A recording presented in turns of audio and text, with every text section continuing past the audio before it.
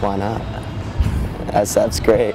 As far as streets go, yeah, I couldn't think of any other place. Most of us like the city a lot. It's got some history with like habitat and DNA and stuff.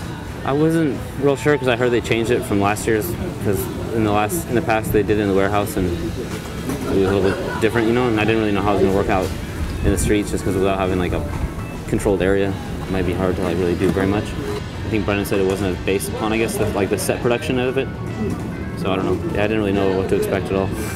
You build a ramp, you stick it in a U-Haul, you drive around, and then you basically cart it around to different spots and hope for the best. I wasn't really expecting anything. See what the hell happens, pretty much. No, it's cool. It's been really fun. Yeah. Definitely. Going into it, I was like thinking about it, like I was psyched, and I thought it was going to be a little bit hard to think of like spots to build stuff at, but I guess these dudes already had stuff in mind, which made it easier and stuff. But the spots are gnarly, like for reals. I think the worst part about it was trying to get everybody on board with my idea. A lot of these dudes kind of thought that idea was lame, like putting jump ramps up to things. But once I was like, look, this is how they want it to be. This is the way it's going to be. Let's try and make the most of it.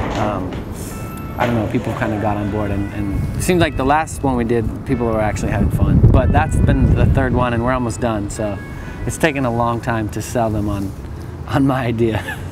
I think they were kind of rushed to have a concept, and they were the first to go, so they had no reference of what to do, so they really had the toughest job and the least time to think about it. So they made obstacles, and they just took them around San Francisco and skated them, and they had this an idea from Bourne, and they copied a couple of things that Bourne had sort of done back in the day.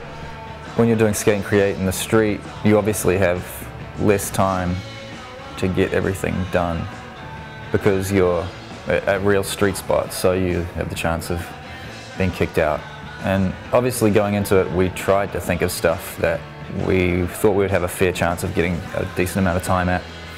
Some of them were pretty renegade though, like the one spot where Brian pole jammed into the North Beach double set.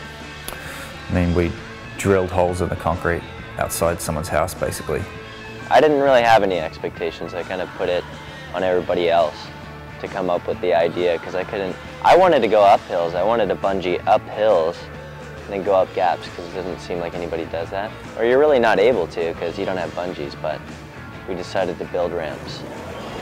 I think the highest part is just having like the whole crew together, you know, at one spot. Like that's really fun. Like you got everyone kind of feeding off each other, and then, you know, some insane stuff has been going down, and you might not be into skating this, but the next spot, like, you might be into, you know, so it's kind of cool. Like you're constantly watching someone destroy it, or you're like involved in it, so it's like, that's been good.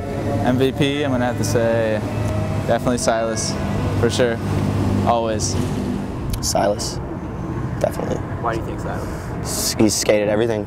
He's jumping around over blocks, going like 15 feet in the air. Next day, I'm sore, but fuck it. I'm gonna frontside flip this channel. Silas, always. He's always fucking MVP. Oh, Silas for sure. Silas, this is his forte, jump ramps and quarter pipes up to crazy obstacles for sure. I think the video came out great, and photos came out really good too, so even though I think they might have been scrambling, as all the teams probably were at one point, in the end it didn't look like they were. It looked like, you know, a really good polished job too. Especially that thing at the dish at the end when that thing that Stefan switched nose grind was really gnarly, and so yeah, and it was good to see all those guys. I just liked the job they did. It was really different from everything else. It had a nice feel because Trucy was up there filming some stuff, and that, I know, that helped. It was just a nice.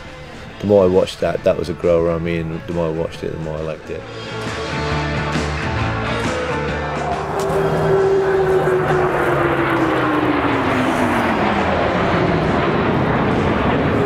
How fucking fun do you think that guy is having? Like, how much fun do you think?